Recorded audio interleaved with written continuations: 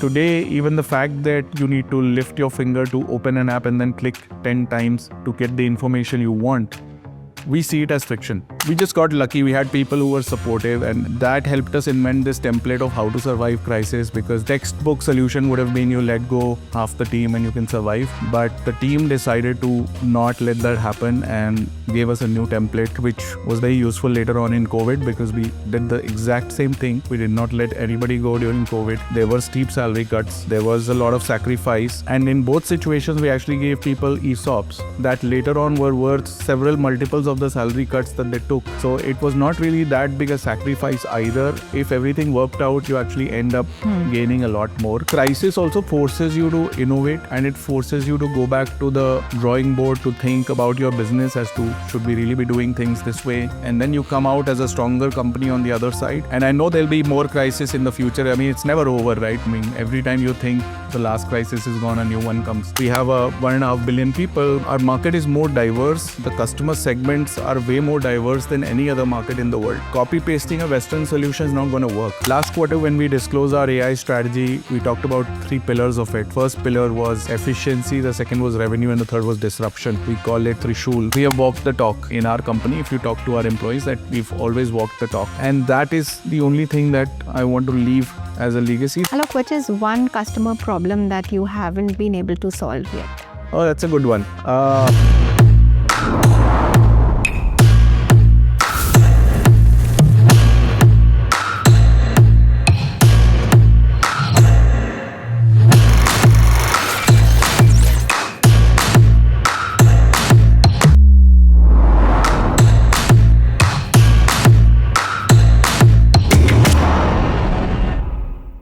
Hi, I'm Yuthika Bhargava, and this is Boardroom Talkies. It is something we all love, but we rarely think about the technology that drives it.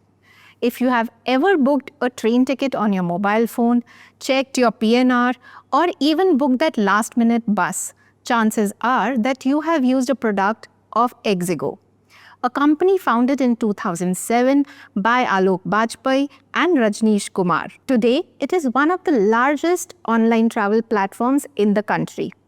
But what is very interesting is this company's journey. Early struggles, COVID, then the bumper IPO, and now a big bet on AI. To talk about all this, we have with us Aloke Bajpai. Hi Alok, so great to have you on Boardroom Talkies. We will start with AI. AI is the buzzword today, and it is impacting all industries, including travel.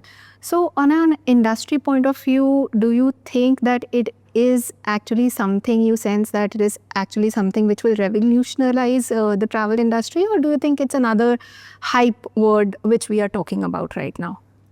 Look, I think the current AI revolution, if one were to use that word, is essentially going to change everything, not just travel, right? It's probably one of those moments in human history where, for the first time, we have a piece of technology that is so powerful that we still don't know what we can use it for, and we're discovering new ways of using it every single day. Right. So I think we have to look at this as a fundamental transformation in how we do things across industries, not just in travel. It's almost like when the internet came and there was no internet, there was a sea change of opportunities that it opened up. Or when the railroads were built and then trains came in, that's the analogy everybody loves to use. It's hard for people to imagine all the use cases it will be used for 10 years from now. And all of us who are actually dabbling with whatever's already out there, seem to just admire and get awed by things that it can do, which one did not imagine it could, right? So, and I'm talking not just about Gen AI and LLMs, but, if you look at what's happening in movie production, you look at what's happening in music production, right? It's just going to impact everything out there. And in travel, I think the biggest opportunity it unfolds is that for the first time, we genuinely believe that the use of personalization, hyper-personalization, which means knowing my travel preferences with all the data about me that any app has or any company has, combined with preemptive information being sent to me before, during, and after the journey, it's just going to change how the experience or the peace of mind during that trip looks like. Because think of it this way, right? When you're planning a trip, there's lots of information that you read, you sort of spend time analyzing things, weighing the trade-offs, which hotel should I go to, which destination should I choose, what to do there, etc. It's a complex process where you rely on information that is actually disparate on various websites. And then being able to make the right choice, it can make or break a vacation, right? And then while you are there, there's moments of anxiety you're dealing with because things do go wrong in the travel industry. Things, prices change, availability might run out. You reach there and, there's something last minute you need to solve for. AI can actually preempt some of that and already give you a solution before you even ask for it.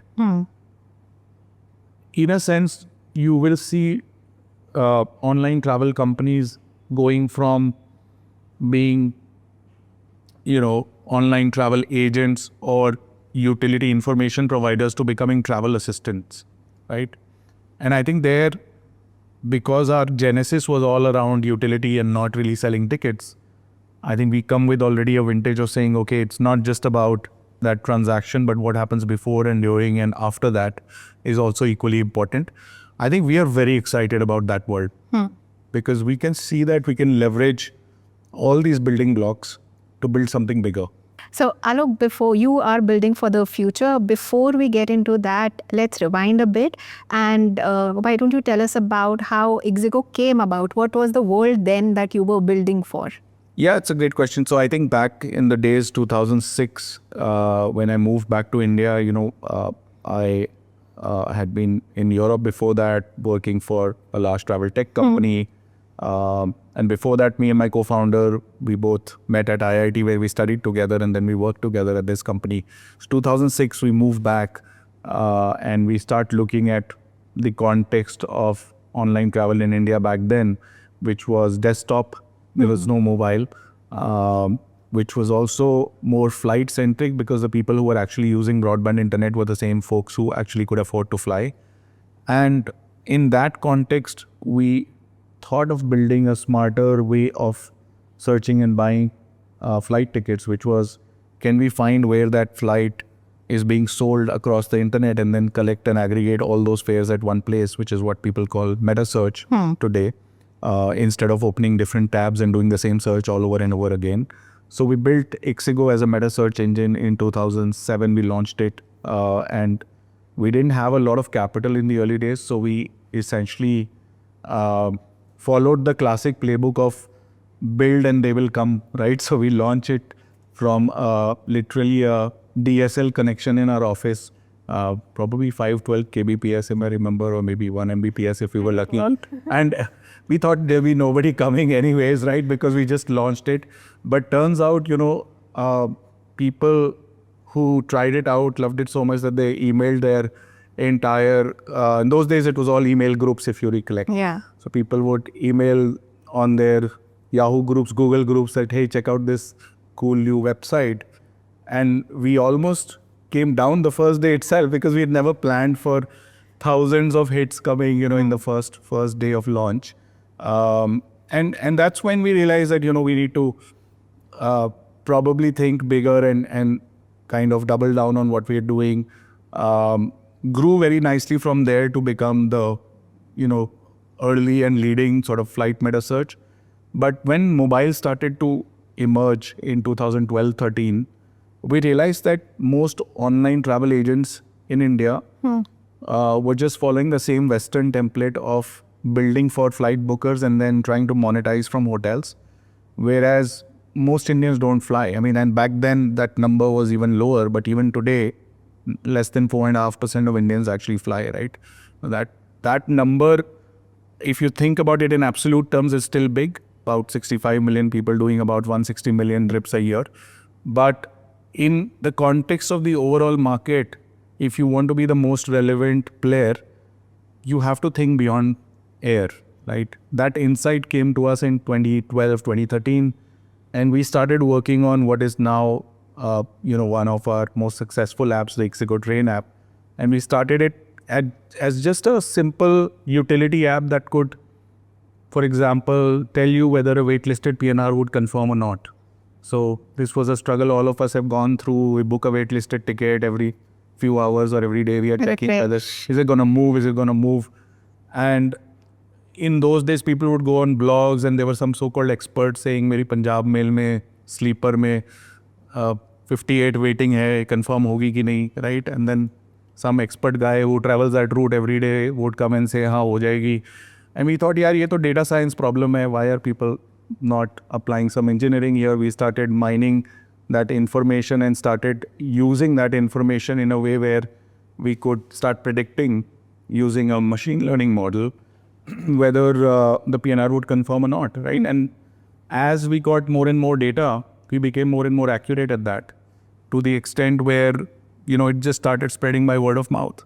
So we launched this app 2013, and by 2014, we are seeing, close to 1 million downloads a year, right? And without spending anything on marketing. In fact, the company was, not the most capitalized company in the space back then.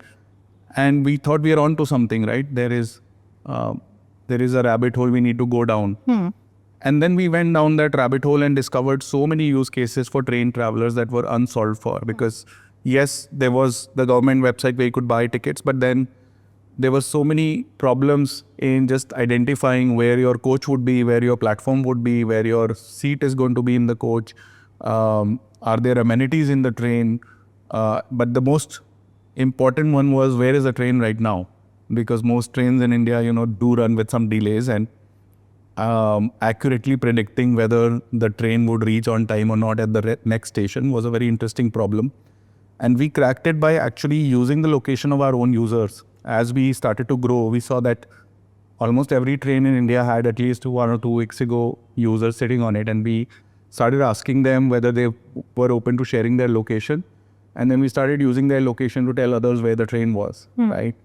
And then over time, we ran into another bottleneck that sometimes internet wouldn't work, GPS wouldn't work on the train tracks. Yeah. So we started using the network that you were connected to. So if I know that you're connected to an Airtel network that exists only between these 2 stations, I could reverse look up and say that you're actually there, right? So it was magical for people who used it, because the app would just seamlessly keep telling them how delayed you were likely to become by the time you reach to your destination station.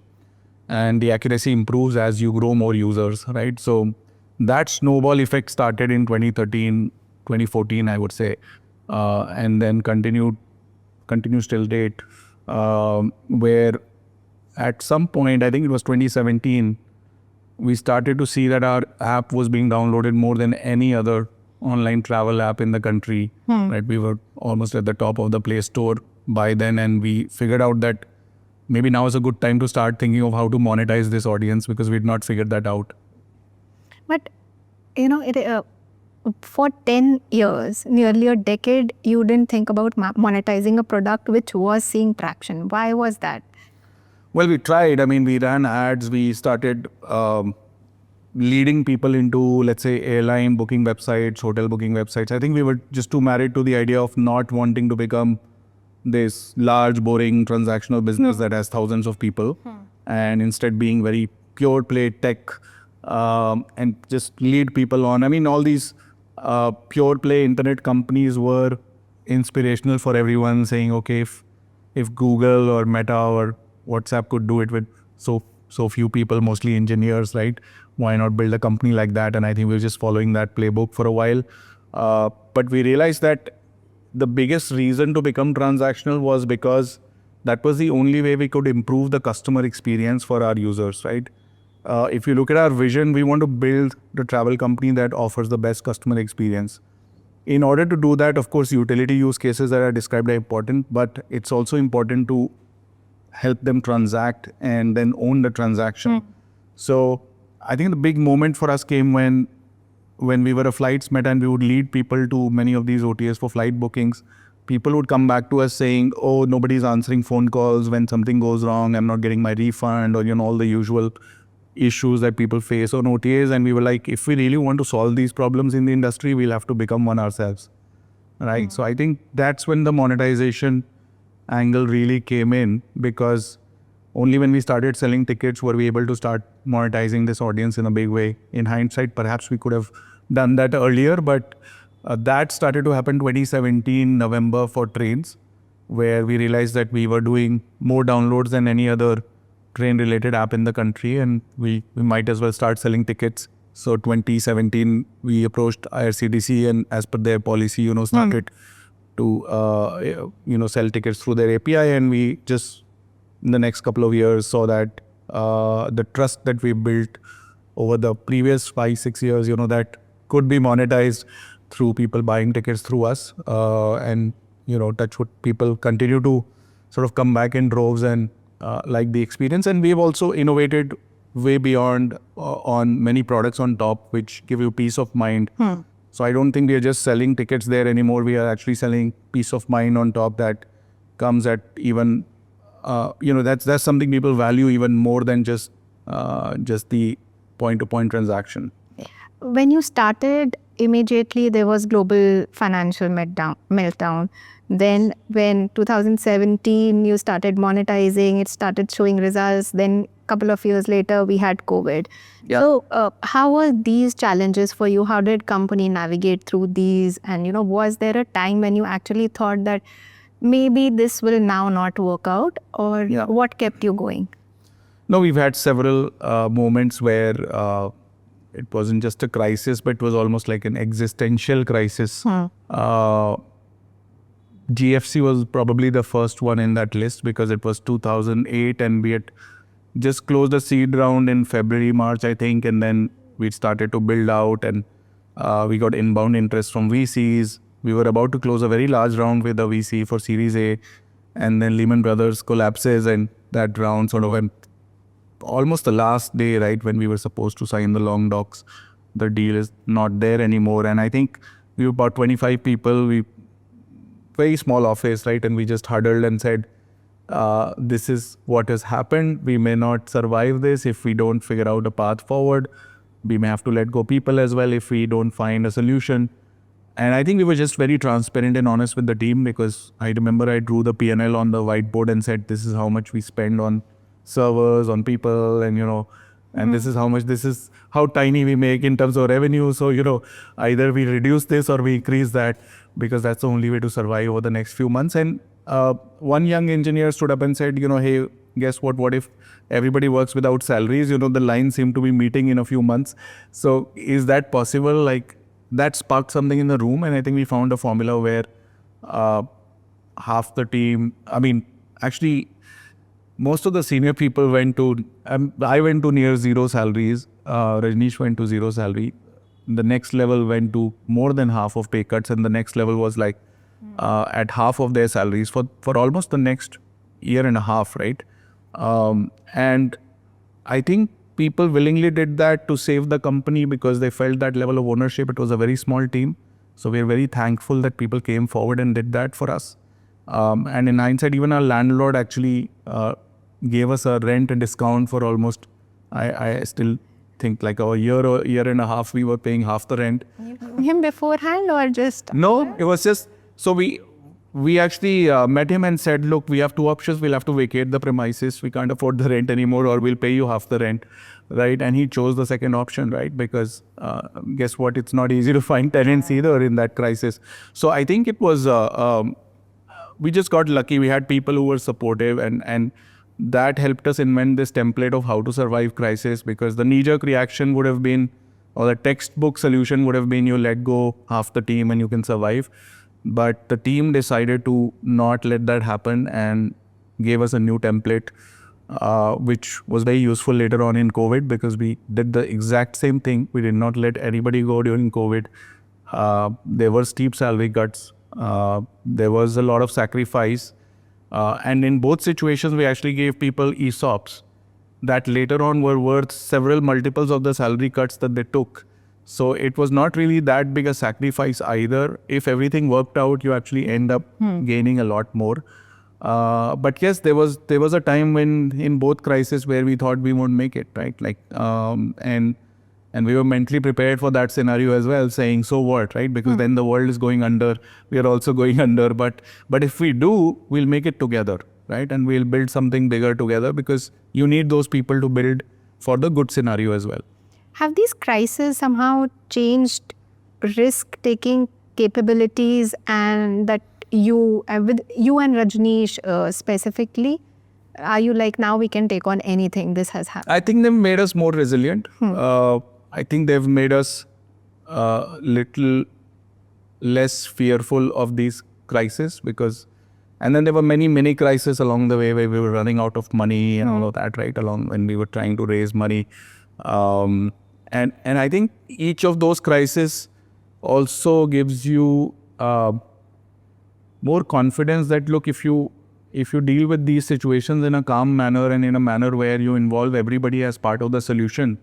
So instead of hiding information from the team, it's better to tell the team that we are in a crisis and we need to get out of the crisis. And if anybody has any brilliant ideas, this is a time to actually do that. And during COVID, the brilliant idea that the team came up with was, let's build a product that refunds money instantly, because everybody was struggling for refunds, and we saw that. And it used to pain us that, why would we make anybody wait during a crisis where somebody in their family might be hospitalized right now, and now 1 lakh is stuck with an airline and they're waiting for weeks, months. It's not fair, right? And so we built this product called Ixigo Assured, where if you pay a tiny fee over and above your fare, instantly we give you a full refund, right? And even when we launched it, we were not sure whether we'll make money on this product, but it was the right product to build at that time. It became fairly popular and over time, and now it's one of our hero product, right? Called it's Ixigo Assured, which is offered across flight, train and bus. But it started with the simple thought during COVID. It was built in the lockdown when the team had nothing to do. That shall we build for the pain areas that we've seen in the last few weeks? Shall we just build something that solves that permanently, right? So I think crisis also forces you to innovate, and it forces you to go back to the drawing board to think about your business as to, should we really be doing things this way? And then you come out as a stronger company on the other side. And I know there'll be more crises in the future. I mean, it's never over, right? I mean, every time you think the last crisis is gone, a new one comes. But at least you are prepared in dealing with it, because you've seen all those things before. So that's what I tell people, that, look, you cannot avoid a crisis, but you can deal with it with more empathy in those situations, rather than take knee-jerk, actions, outcomes. Yeah. So you also built Ixigo, from outside to inside. Started with tier 2, 3, and why was that? And does it also has, was it an instinct because both you and Rajneesh also come from a tier 2 city, or It was partly the reason, like, we grew up largely on trains and buses, right? And like, I still remember that my family belongs to a tier 3 town. Actually, my dad belongs to a tier 3 town, and we used to travel from Kanpur to that town on buses. And we took a lot of trains while we were studying engineering, and there was a lot of pain areas of those travelers that we could identify with. Perhaps it was a bit of an advantage while we were building this, because we have seen those pain areas firsthand. But it's also because we felt that, look, if most Indian companies just copy the Western template to build for India, you won't build any innovative Indian solution, right? Which I think will lead to asymmetric outcomes, because we have 1.5 billion people, but our market is more diverse. The customer segments are way more diverse than any other market in the world. So copy pasting a Western solution is not going to work. And when we started focusing on trains and buses, the moment we started solving one pain area, a new one would emerge in front of us saying, hey, we need to also solve this, right? And even today, I don't think we are done. By nature of solving that, we got deeper into tier 2, 3 because most of those travelers still are connected only by trains and buses in the country, right? And flights are still very aspirational for folks. And I think the fact that you're building for Bharat, you end up identifying more problems than just building for the top 50 million people, because I think that's a solved problem globally, right? But the moment you go deep and build for Bharat, you identify new problems and new pain areas, which are harder to solve. They take years.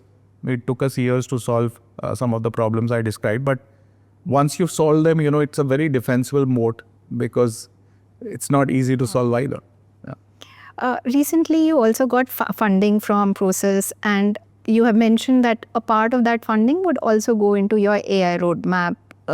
But as far as tech is concerned, tech is something that you guys have been investing for a long time now. You have your personal assistant as well. So what is it that you have achieved, and going forward, AI and Ixigo, what is it that you want to achieve? Sure. So I think we were very early to some of the AI, innovations that deployed at scale. Rajneesh, my co-founder, actually wrote a paper on AI back in 2004, which he presented at MIT. I think he was always very early in adopting new technologies, platforms, including machine learning. And before the buzzword AI came, there was a lot of machine learning and reinforced learning, as well as, using the precursor of GPT transformer models. So we've done a lot of work around that, which people don't realize. I can tell you that we were very early at building the first machine learning predictive algorithm for PNR predictions, but then we also did one for flight fare predictions, where we would start predicting whether the fare will go up or down.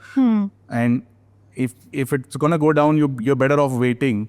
So most travel sites would want you to come and transact immediately, but sometimes we would show a pop-up saying, hey, you know what, if you come back 2 days later, the fare might be lower. We started doing that.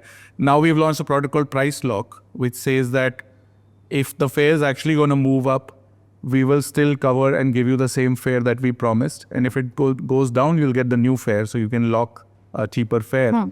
These products are all built on data science, right? If you look at Ixigo Assured, where we are saying, what's the probability somebody cancels and can we cover that loss that we'll suffer? I think that's, again, a product that was born out of data science and machine learning that we did on top of all the data that we were getting from the people who cancel those PNRs. We recently launched a product called Travel Guarantee. Now we're renaming it to Alternate Travel Plan. But that product essentially is born out of the simple insight that most people who book waitlisted tickets, they do not end up getting a confirmed seat. And therefore, the objective is defeated because the person has bought a ticket, paid for it, and last day they come to know that I can't travel. It's very disappointing. Instead of that, we said, if you actually opt for this product, we will give you enough money to buy a flight or a bus almost for free, because you get 3x of the fare that you paid for a train. On a flight, it's almost like getting a 50% discount on average, right? And so this 3x money coming back is again backed by our data science, because we know that enough number of people will opt for this product to be able to afford to give 3x back to the people who will not confirm. So we've used AI in many ways there, but the best use of it is on our customer support. So almost 89% of our chat and more than 60% of our voice is end-to-end AI at this scale. And we are intensifying. On the voice side, you will see us intensifying our efforts to make this percentage even go up in the future. And I think we've been very early to that. 2017, 2018, we already had launched our chatbots, built ourselves. And we are sort of right now making them way more intelligent in terms of also going to the backend and resolving those complaints on your behalf with the airline or with the supplier. Behind the scenes, an agentic AI is going to doing that, checking you in, sending you the boarding pass on your WhatsApp behind the scenes with no human involvement, right? So there's many areas we're using it today. I mean, and not just externally, but even internally. So a lot of our even support functions like finance, HR, admin. They're leveraging AI in making themselves more efficient as we speak. But what about tomorrow? What is it that you see AI achieving tomorrow? Today you have already deployed it, like you said, internally, externally. What is the big breakthrough that we can foresee that AI is going to bring? Yeah, so last quarter when we disclosed our AI strategy, we talked about 3 pillars of it. We call it Trishul, but essentially the first pillar was efficiency, the second was revenue, and the third was disruption. Efficiency is how we use it inside the organization to make ourselves more efficient. Proof of that is how fast you can grow without adding more people, or can you need to add less people than you thought you would need to. So today, last disclosed number, we were 550 people and doing $2 billion of tickets sold a year in terms of GTV, right? So we've been fairly good at that. Revenue was about how can you use it to build these kind of peace of mind products which can enhance your monetization and also give more a better experience to your customers. But the third one, which is most interesting, is disruption, which is future looking.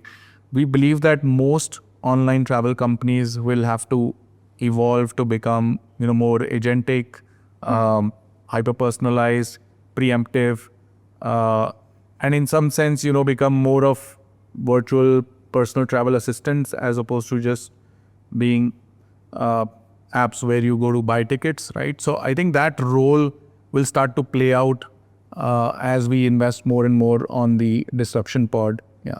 Alok, AI uses a lot of automation and data. So when you are working on AI, how do you ensure that that human experience, that human touch is not lost, and also users' data privacy is protected? It's a great question. I think, look, there are 2 types of data, right? So there is data that has personally identifiable information, and given that the DPDP Act will be notified anytime soon, we are already prepared for that. So we are very cautious about how we handle customer data, and we have guardrails to ensure that it's encrypted, it's not accessible by anyone, and only used for the purpose that it's being sought for. But then the other type of data, which is where you're looking at data in aggregate and saying, okay, how do we make sense of this data to improve the customer experience? I think that data for us has always been more valuable, right? Whether it was predicting whether a train would reach on time or not, or whether you would be able to upgrade into air or not, right? I mean, based on whether the waitlist confirms or not. I think these are use cases that use aggregated information and build predictive models on top, right? Similarly, if there's a data about what people are searching, essentially, right? That data can be used to further personalize, what people are seeing when they come during a certain time of the day of the week, or from a certain location. And again, this is aggregated data for people who actually look from that location, and therefore you might be able to predict, okay, which destination do they want to go to. And we now have a section where we also recommend destinations to you based on this data of what people from your city might be searching for and what prices are available for various destinations. So our view there is that we have to obviously have our own proprietary data sets that are built based on this aggregated information that we are seeing, which allows us to build new products on top, right? So our entire value-added services stack, if you see, it offers peace of mind by leveraging this data and using it for the benefit of the customer, the supplier, as well as us. So it's a win-win for all. On the bus business, there is a specific use of data which is very interesting.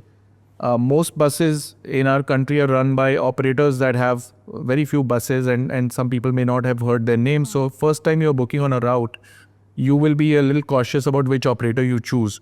We started using the data of which buses get cancelled more frequently or less frequently, which buses arrive on time or not, are they delayed, and other quality parameters like did people find the experience comfortable, was the driver driving nicely, and started to build this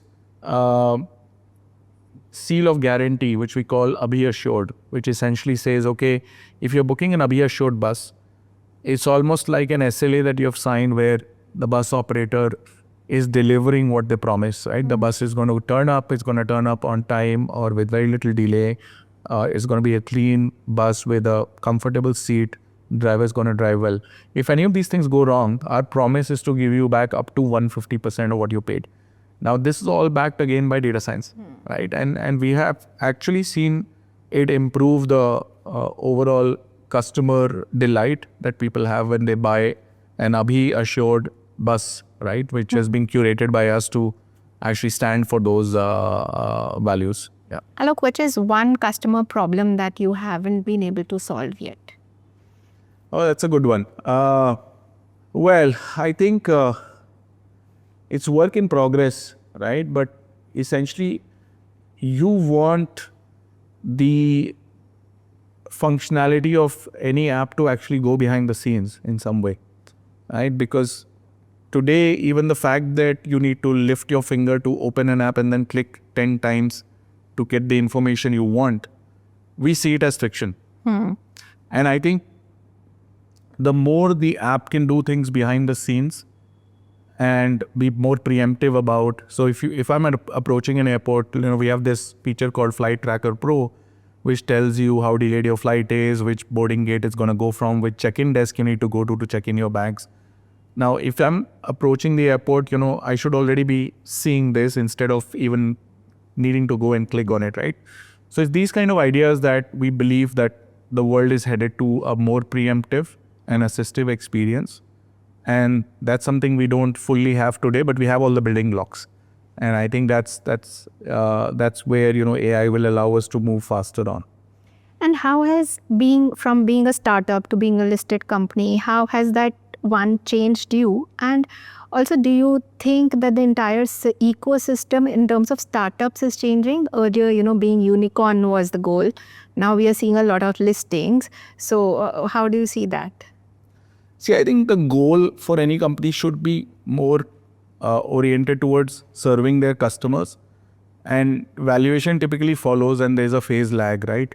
I don't think we were ever obsessed about valuation, ever, right? Like, I can't think of even one discussion I've had with my co-founder where we discussed how much we were valued and how much we should be valued and spending any time and energy on that. And the reason is that, look, if you're busy solving customer problems and customers appreciate what you build, at some point, if you monetize well enough and build something which is viable and, the unit economics are good, the business generates profits, you will get to a value you deserve to get to, right?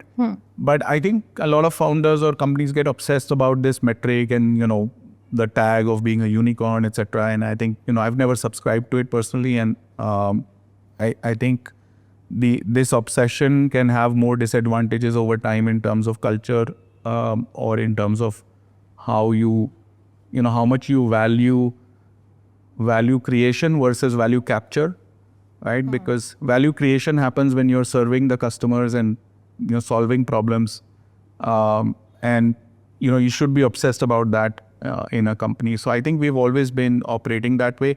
What has changed? I mean, not much, if you ask me, has changed between when we were private and we are public. And the reason is that we've always been running this company in a slightly more conservative manner with very little hype around what we are doing.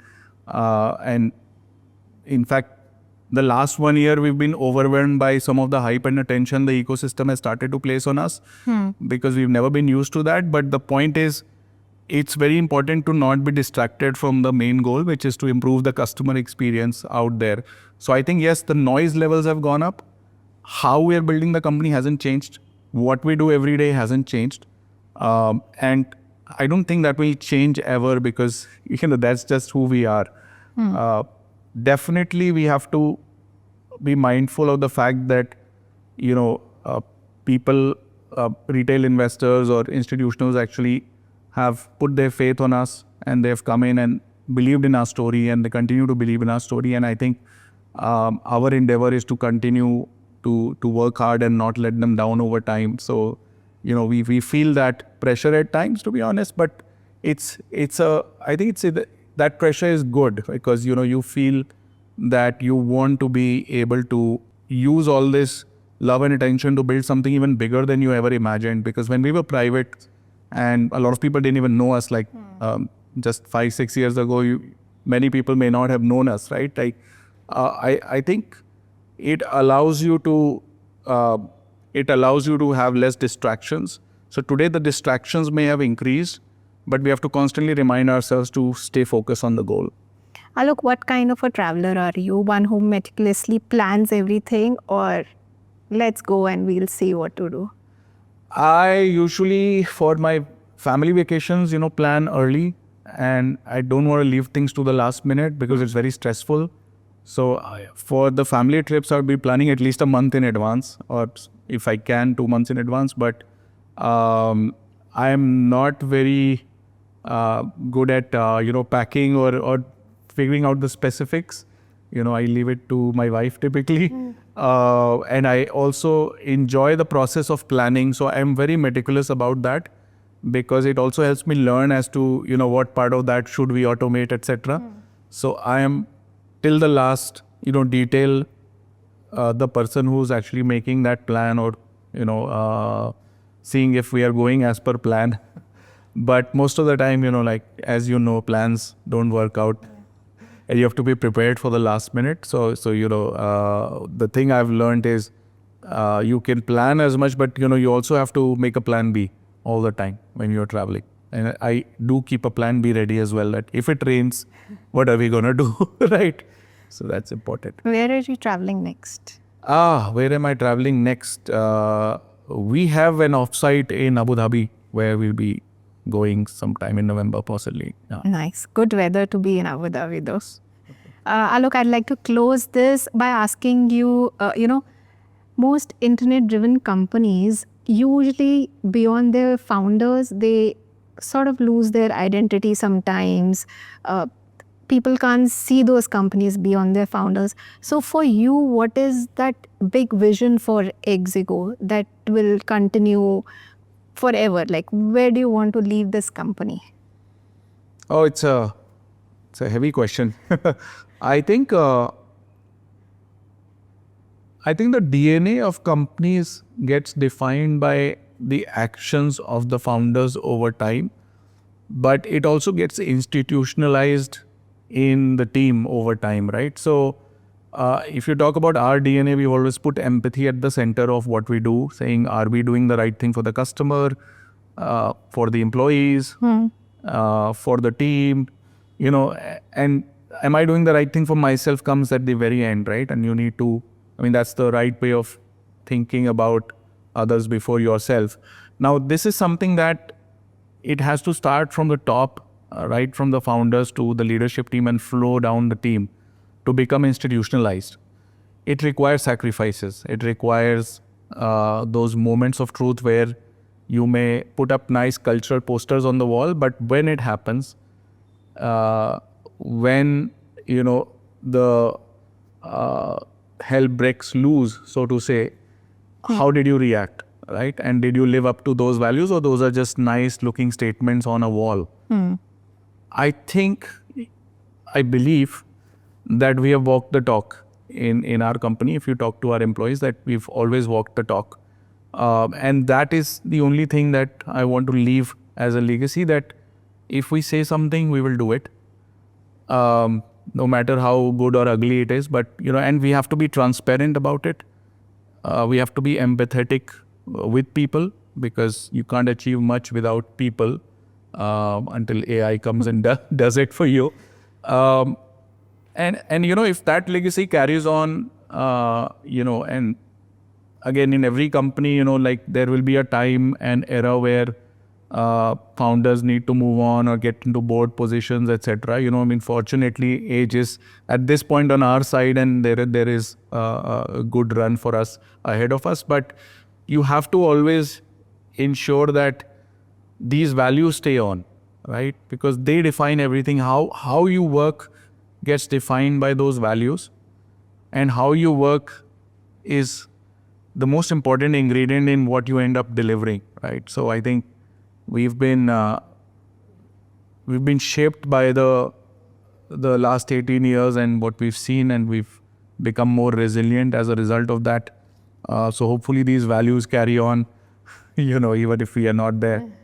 Yeah. No, I didn't mean it in a sense that you are not there, but even if you are there, that ecosystem should remain like. Yeah, I can see, look, you can, that ecosystem is defined again by institutionalization of the values, which I talked about.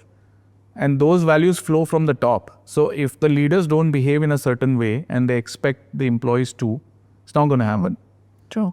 Right? So, and, and it's hard, right? Because you might want people to behave in a certain way, but you'll have to behave in that way as well. So you might have to change how you behave. And I think that's something we have to continuously demonstrate and make sure that we walk the talk, right? Great. Thank you so much, Alok. It was such a pleasure talking to you. Thank you so much. It was enjoying for me as well. Thank you so much.